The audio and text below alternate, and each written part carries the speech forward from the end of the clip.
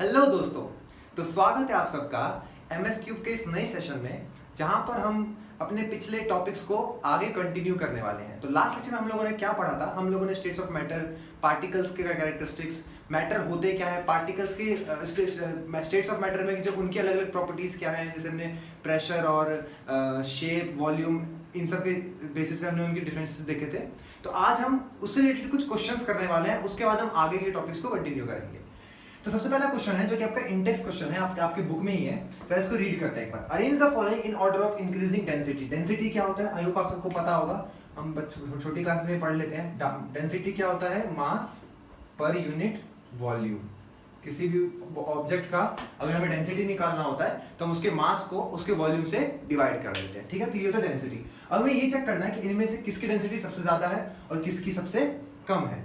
तो अगर मैं सबसे पहले बात करूं एयर की, तो एयर और एग्जॉस्ट फ्रॉम चिमनी, सबसे पहले इन दोनों की बात कर लेते हैं। किसकी डेंसिटी इनमें से किसकी डेंसिटी सबसे कम होगी? ऑब्वियसली एयर की डेंसिटी कम होगी, क्योंकि एग्जॉस्ट फ्रॉम चिमनी में बहुत सारे कंटामिनेटेड पार्टिकल्स भी हो सकते हैं, जिनकी डेंसिटी ऑब्वियसली एयर से ज्यादा होगी। आगे बात करते हैं हनी की। ऑब्वियसली हनी की डेंसिटी बहुत ज्यादा होती है, आप उसे नोटिस भी करेंगे तो काफी ज्यादा थिक वो महसूस होता है जब आप उसको टच करते हैं। तो ऑब्वियसली हनी की डेंसिटी इनके मुकाबले ज्यादा होगी। तो यहाँ से मुझे एक चीज क्या मिल गया कि जो फर्स्ट की डेंसिटी है वो कम है एज कंपेयर टू सेकेंड, और इन दोनों से ज्यादा किसकी है? हनी की। आगे आते हैं वाटर की डेंसिटी होती है 1.008, जो कि अराउंड जो कि एयर से ज्यादा होती है बट हनी से कम होती है, और एग्जॉस्ट फ्रॉम चिमनी से ऑब्वियसली ज्यादा होती है। यानी कि वो जो होगा वो हनी के भी पहले आएगा, यानी कि यहाँ आएगा।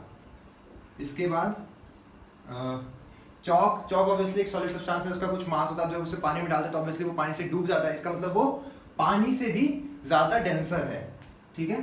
तो यहाँ हो जाएगा ये। उसके बाद कॉटन, ऑब्वियसली कॉटन का अगर आप कॉटन को भी पानी में डाल के देखेंगे तो आप क्या देखेंगे कि वो फ्लोट कर रहा होता है उस पर। इसका मतलब क्या है कि जो कॉटन की डेंसिटी है वो वाटर से भी कम है, मतलब वो यहाँ इस सीरीज में वो वाटर से भी पहले आने वाला है। तो वाटर 4 है, यानी कि ये वाटर से पहले आएगा, और इसको मैं यहाँ पुट कर सकता हूँ। अच्छा, एक और चीज, जब मैं कॉटन को देखता हूँ तो कॉटन क्या एयर में वो इजीली फ्लोट कर पाता है? ऑब्वियसली कर पाता है, क्योंकि कॉटन की जो कॉटन जो है उसका मास काफी कम होता है, और हमें जैसा कि पता है मास का कम होने का मतलब क्या है? डेंसिटी भी कम होगी, क्योंकि डेंसिटी जो है वो मास के डायरेक्टली प्रोपोर्शनल है। इसका मतलब जो ये है वो यहाँ पे आएगा। ओके।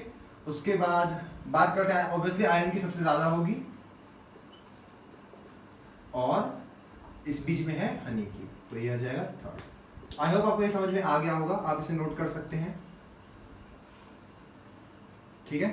नेक्स्ट क्वेश्चन की बात करते हैं। Tabulate the differences in the characteristics of the characteristics, अच्छा नहीं, in the characteristics of the states of matter. ये क्वेश्चन हम लोगों ने पिछले लेक्चर में किया था। इसके नोट्स हम आपको टेलीग्राम पर प्रोवाइड कर रहे होंगे, तो आप वहां से इसको देख सकते हैं। मैंने कंप्लीट एक टेबल बना के उसके अलग अलग बेसिस पे मैंने उसे इन तीनों को डिफरेंशिएट किया था। तो मैं आई होप मुझे इसको दोबारा करने की जरूरत नहीं है, आप इसे खुद भी कर सकते हैं आप वहां से, ठीक है।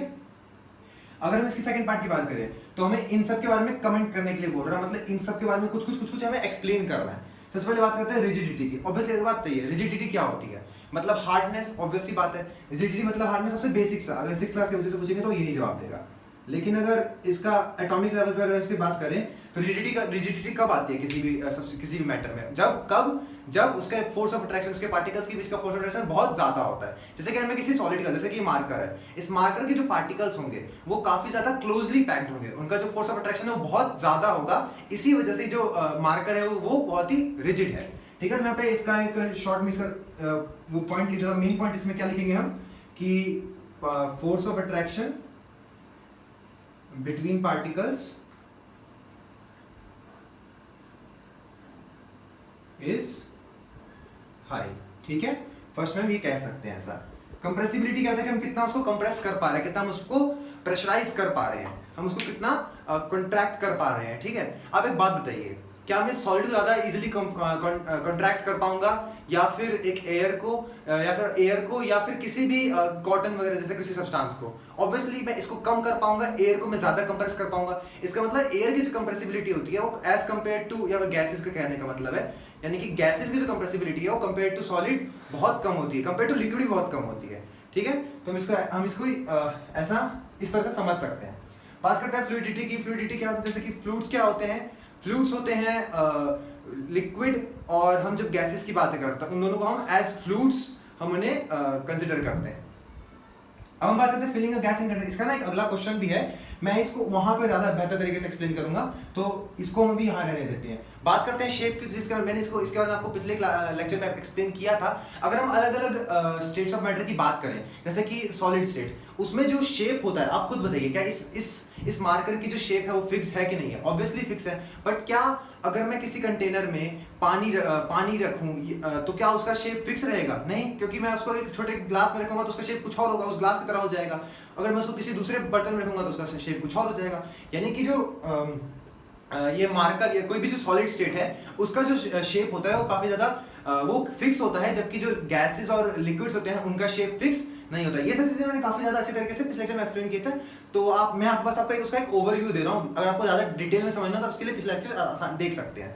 बात करते हैं काइनेटिक एनर्जी की, तो काइनेटिक एनर्जी मैंने आपको बताया था, जो काइनेटिक एनर्जी होता है वो डायरेक्टली प्रोपोर्शनल टू टेम्परेचर, यानी कि अगर टेम्परेचर बढ़ेगा तो काइनेटिक एनर्जी भी बढ़ेगा। यही मेन चीज समझने वाली बात है। इसी वजह से जो इसका एक क्वेश्चन मैंने आपको पिछले क्लास में कराया भी था कि जो हॉट फूड है उसका जो स्मेल है वो हमें इजिली हम तक रीच हो जाता है, जबकि एक जो कोल्ड फूड है उसका जो स्मेल है वो हमें इतनी आसानी से नहीं पहुंच पाता। इसका रीजन भी यही से आता है, क्योंकि जो हॉट फूड है उसका टेम्परेचर ज्यादा है, टेम्परेचर ज्यादा तो उसके जो पार्टिकल्स होंगे उनका काइनेटिक एनर्जी ज्यादा। अगर काइनेटिक एनर्जी ज्यादा तो ऑब्वियसली वो हम तक ज्यादा आसानी से रीच कर पाएंगे। ठीक है, अब बात करते हैं डेंसिटी की। जैसा कि मैंने आपको अभी भी बता दिया, किसी भी ऑब्जेक्ट का, किसी भी सब्सटेंस का, किसी भी मैटर के अगर हमें डेंसिटी निकालना होता है तो हमें उसके मास को उसके वॉल्यूम से डिवाइड करना पड़ता है।